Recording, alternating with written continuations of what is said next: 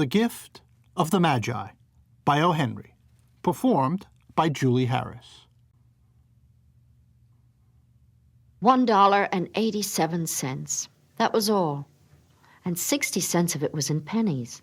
Pennies saved 1 and 2 at a time by bulldozing the grocer and the vegetable man and the butcher until one's cheeks burned with the silent imputation of parsimony that such close dealing implied. 3 times Della counted it. $1.87. And the next day would be Christmas.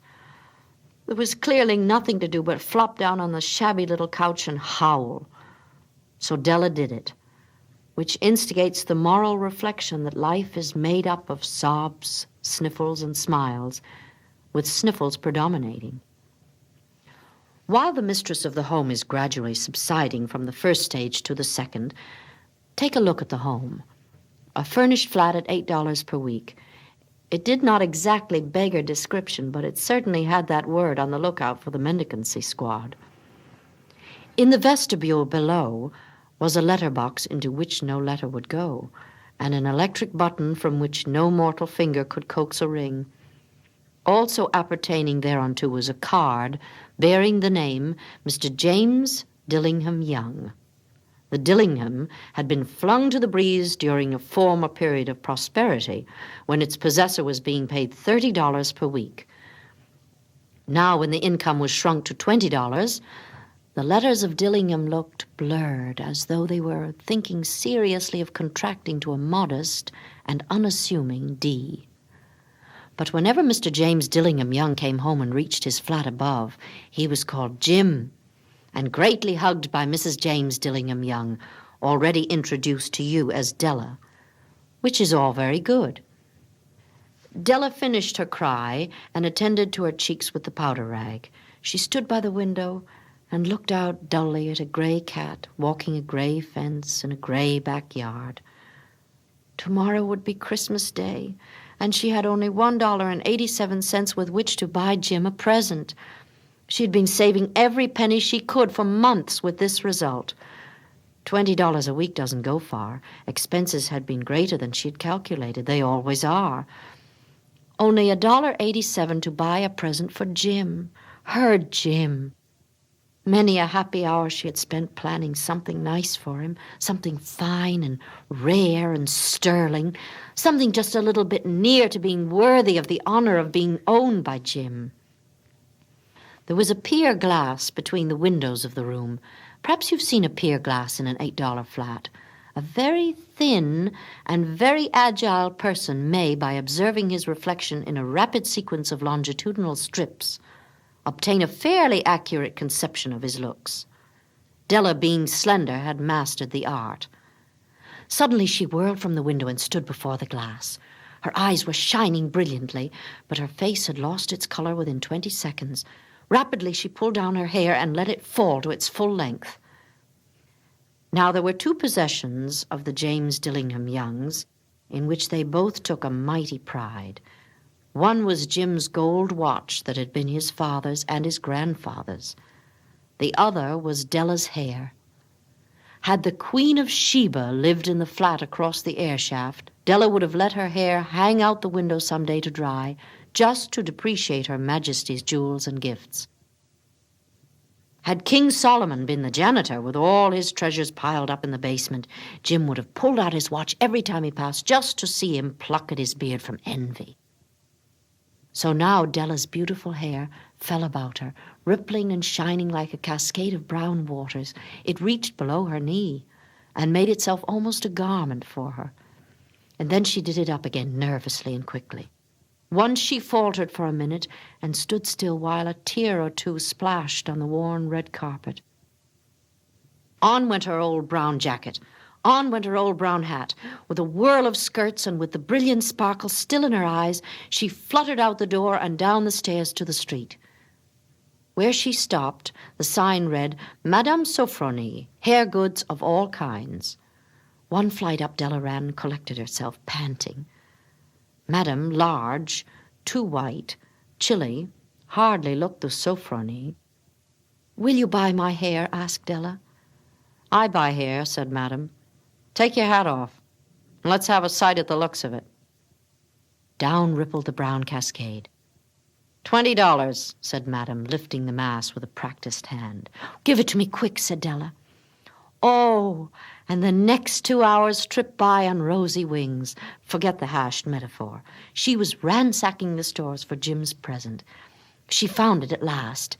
It surely had been made for Jim and no one else. There was no other like it in any of the stores, and she had turned all of them inside out. It was a platinum fob chain, simple and chaste in design, properly proclaiming its value by substance alone and not by meretricious ornamentation, as all good things should do. It was even worthy of the watch. As soon as she saw it, she knew that it must be Jim's. It was like him. Quietness and value, the description applied to both. $21 they took from her for it, and she hurried home with the 87 cents. With that chain on his watch, Jim might be properly anxious about the time in any company.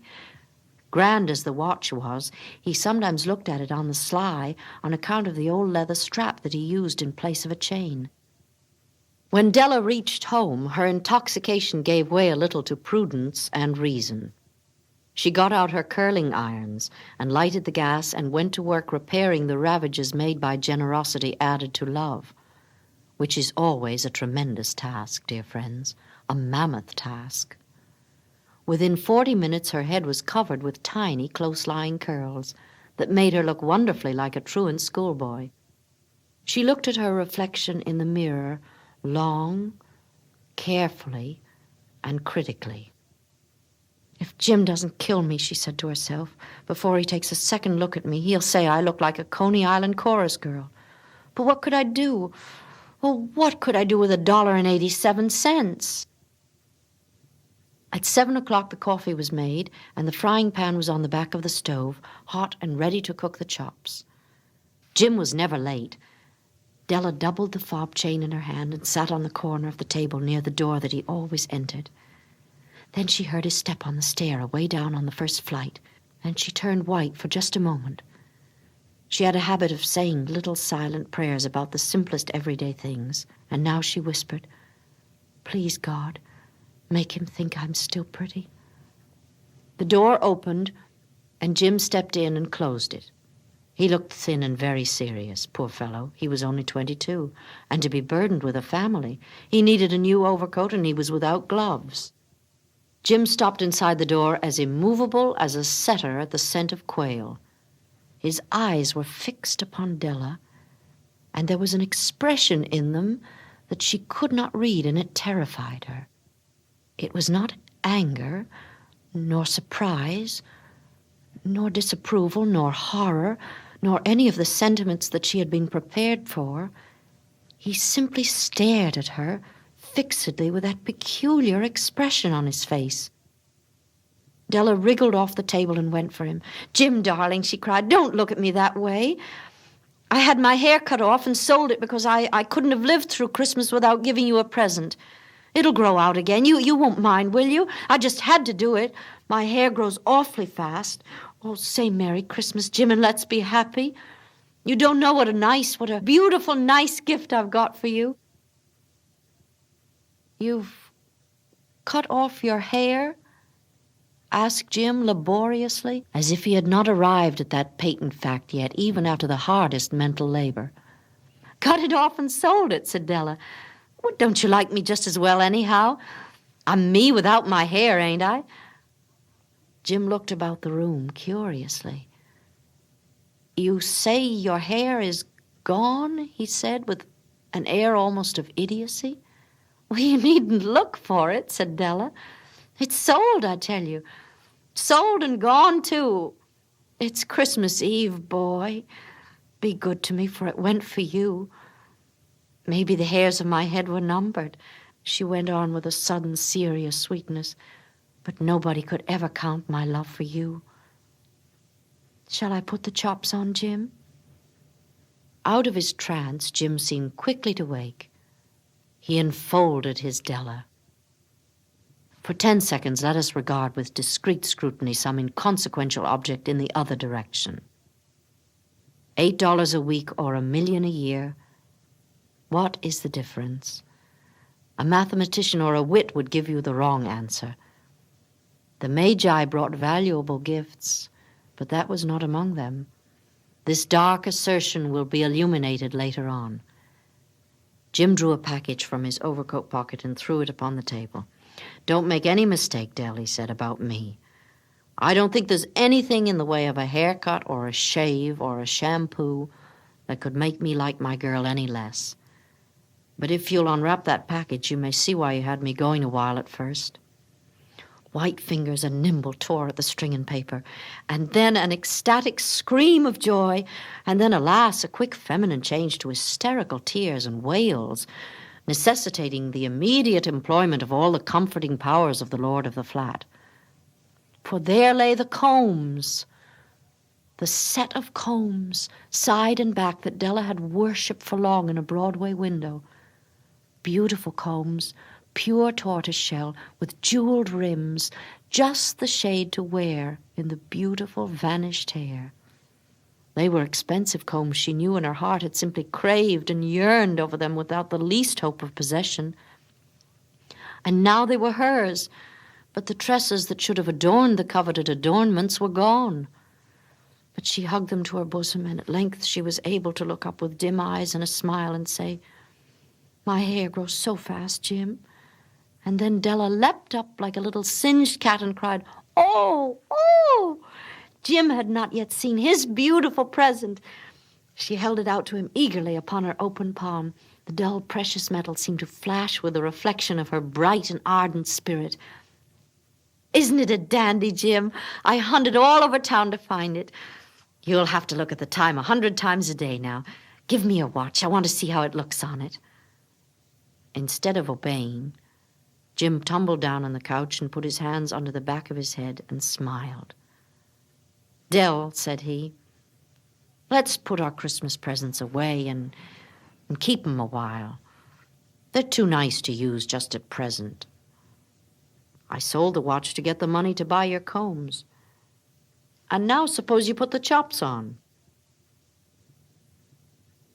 The Magi, as you know, were wise men, wonderfully wise men, who brought gifts to the babe in the manger.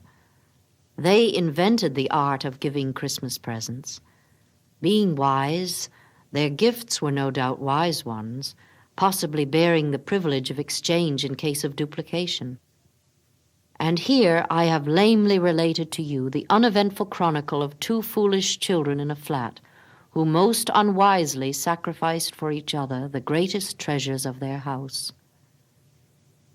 But in a last word to the wise of these days, let it be said that of all who give gifts, these 2 were the wisest. Of all who give and receive gifts, such as they are wisest. Everywhere they are wisest. They are the Magi.